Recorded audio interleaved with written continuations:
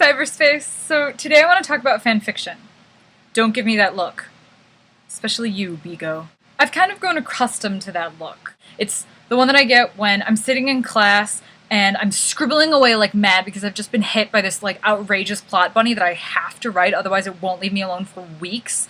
And the kid sitting next to me will lean over and he'll go, "So, what are you writing?" And I'll be like, "Fanfiction," and he'll give me that look. He'll make some sort of sound or face of disapproval, and some are more vehement about it than others. Bigo. And then you have the people who will just sort of stare at you blankly until you explain yourself because they have no idea what you're talking about. But those aren't really the people who spurred this video. This video was spurred by that look. Because I've gotten that look. Twice. In the past 3 days.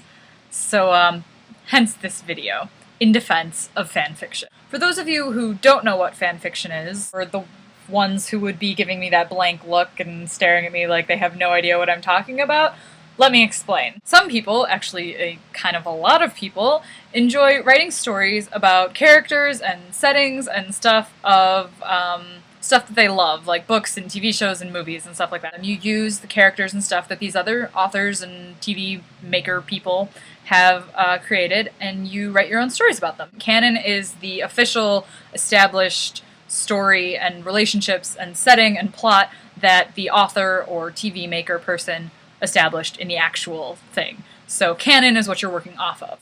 A lot of times fanfiction is just as simple as writing the canon story from a different character's point of view. And it all gets a bad rap. Some of it is definitely deserved.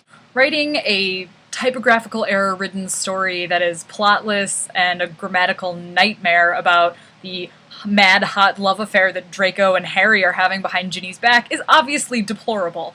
The insertion of Mary Sue's into canon, Mary Sue's being a superpower version of usually the author, usually herself. So you end up with these irresistibly beautiful, airheadedly naive and stupid 13-year-old girls running around canon, making the main characters fall in love with them and leaving a path of destruction and behind them with a happy ending. Obviously that's inexcusable. And I have no defense for the types of stories that are written so horribly like that.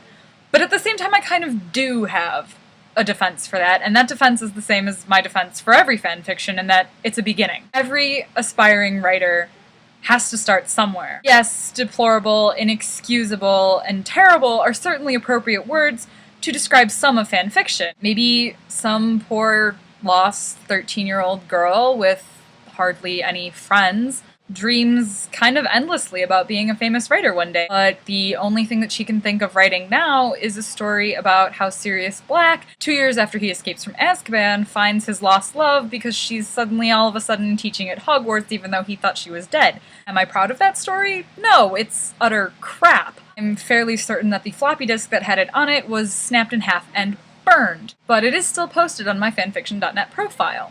Why don't I take it down and consider it a disgrace to all writing? Because that was my beginning. That's where I started. It was the first story that, once I started it, I actually completely finished all the way through, all 7 chapters of it. I mean, is the plot insipid? Yes. Are the characters shallow and the characterizations of canon characters horrible? Yes. Is it riddled with typos and grammatical errors? Of course. But it gave me something to improve on. I look back on it now and I'm like, oh god, how did I ever write this drivel? That is not how I write now. And that's kind of the point that gave me a place to grow from. And if you look at the rest of the stories on my list, and if you move upward up my list through time, and you will notice my significant improvement. And that's kind of what fanfic has done for me and billions of other people. It gets a really bad rap as being the province of 13-year-old girls inserting Mary Sue's and making Aragorn, Legolas, Éomer, Faramir, the ghost of Boromir, and Gimli fall in love with them, and, you know, slash fickers with no respect whatsoever for canon, but that's not all that it is. What I see fanfiction as, it's a springboard.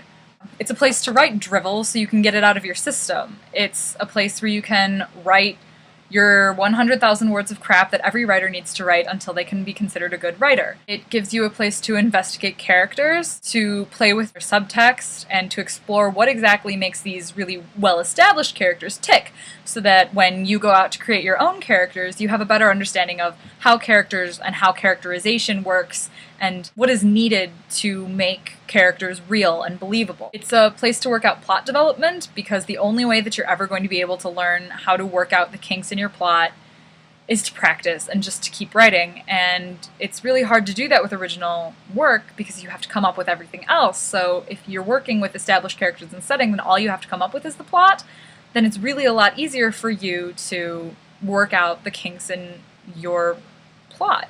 And if you post your fanfictions online, like I do, I will leave a link to my profile in the doobly-doo. You post your work online, then you get feedback, you get constructive criticism. And I mean, yes, you are opening yourself to flamers and ridicule, but in the 6 years that I have been a member of fanfiction.net, I have posted 45 stories and have gotten 3 negative comments.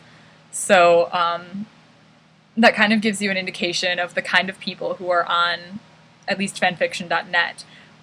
It's people who will, encourage you and give you points of what they liked about your story and what you need to fix to make it better in a nice, polite way that really inspires people and encourages them to keep writing. Also, by posting online, I've learned how to write a summary that is short and succinct but still draws people in and makes them want to read it. I've also learned that while lengthy descriptions in your story of settings or characters can be a good thing, they also can get really boring and should be probably interspersed with some good dialogue. I've learned about dialogue that to make it believable, it has to be, realistic, and therefore you kind of sometimes have to sacrifice proper grammar rules because that's not how people talk. But at the same time, I've learned that grammar is super important because you can have the best plot and the best characterizations and the best original characters and, the best descriptions and the best dialogue in the world, and no one's going to read it if it's a grammatical nightmare. And perhaps most importantly, fanfiction has taught me that I do have the perseverance to actually finish a story once I've started writing it.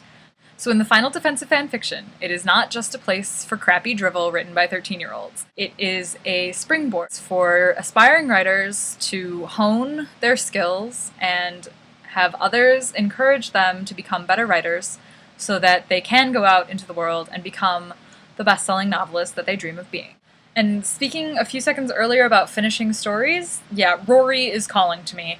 And once I finish with Rory, then I can go back to Alexei, who has been waiting impatiently for a few months now and demanding that I get back to him. So I will keep being nerdy and writing fanfiction. You keep being nerdy, and I will see you on Wednesday. Bye!